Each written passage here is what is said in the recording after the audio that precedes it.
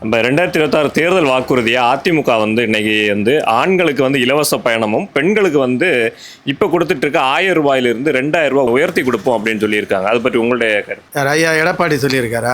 ஆமாம்.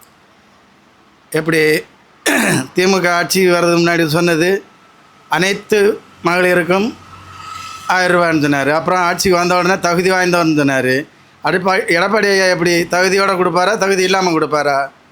ஏற்கனவே 10 லட்சம் கோடி தமிழ்நாட்டு கடன் இருக்குது. திமுகவால் சீரழிஞ்சு போதாதுன்னு இப்போ அதிமுக சீரழிக்கிறதுக்கு 2000 ரூபாய் கொடுக்க போகிறாரு அவர். அப்போது ஒரு நாளைக்கு 60 ரூபா வருது. டிஎம்கே ஒரு நாளைக்கு 30 ரூபா கூட சம்பாதிக்க முடியாத லெவலில் வச்சுது. அப்போ அதை இன்னும் கூட்டி அதிமுக 60 ரூபா கூட உங்களால் உருவாக்க முடியாது, சம்பாதிக்க முடியாதுன்னுட்டு 2 திராவிட கட்சிகளும் மக்களை வச்சு செய்கிறாங்க. ஆனால் இனியும் தமிழ்நாட்டு மக்கள் கிடையாது.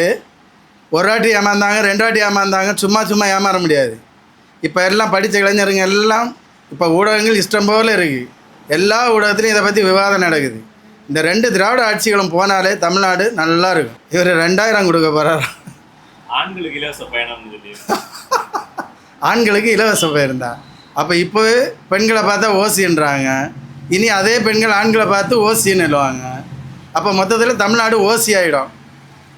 ஏற்கனவே எடப்பாடி ஐயா காலத்தில்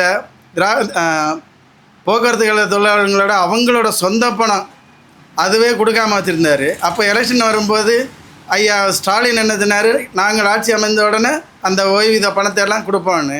அதுவும் 5 வருஷம் முடிஞ்சு போயிடுச்சு. அதுவே கொடுக்க இந்த 2 திராவிட கட்சிகளுக்கு துப்பு கிடையாது. மயிரை பிடுங்கிட்டு இருக்குண்ணா. 10 பேர் மாற்றி ஆட்சி பார்த்து மக்களை எந்த அளவுக்கு கேவலப்படுத்த முடியுமோ அந்த அளவுக்கு கேவலப்படுத்துகிறாங்க. இது வரைக்கும் 10 லட்சம் கோடி ரூபா கடன் ஆயிடுச்சு. இப்போ எடப்பாடி ஐயா வந்தாருன்னா அதை 20 லட்சம் கோடி ஆக்கிடுவார். என்னைக்கு கடைசி வரைக்கும் தமிழ்நாட்டு மக்களை அடிமையாகவே இவங்க வச்சுருப்பாங்க. தமிழை வளர்க்குறேன்னு சொல்லிட்டு தமிழை எந்த அளவுக்கு கேவலப்படுத்த முடியுமோ அந்த அளவுக்கு கேவலப்படுத்துகிறாங்க.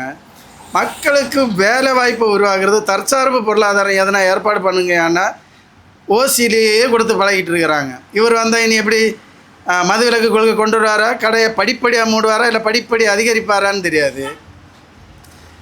ஐயா எடப்பாடி தமிழர்னு நினச்சேன். அவர் பார்த்தா திராவிடத்தில் ஊறி போய் ஸ்டாலினுக்கு அப்பாவாயிட்டு இருக்கார். இப்போது இது எங்கே கொண்டு போய் விடணும்னு தெரியல. தமிழ்நாட்டு மக்கள் தான் சிந்திக்கணும்.